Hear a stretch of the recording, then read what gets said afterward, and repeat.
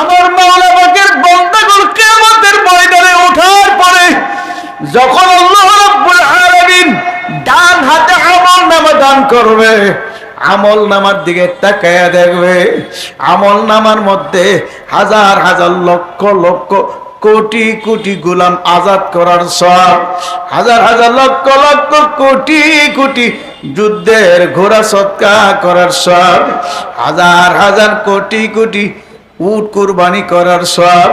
ডাক দিয়ে বলবে, মালিক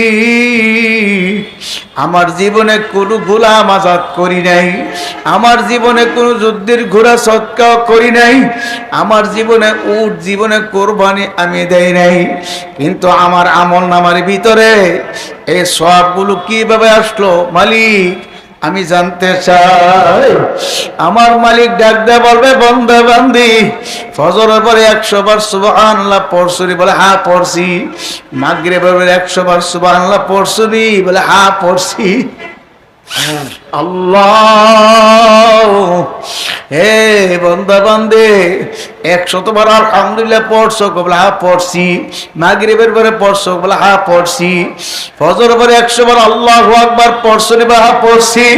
মাগরিবের পরে পড়ছনি? হ্যাঁ পড়ছি। তখন আমার মালিক ডাক দেয়া বলবে, বান্দা বান্দে তুমি যে ফজরের পরে আর মাগরিবের পরে 100 বার 100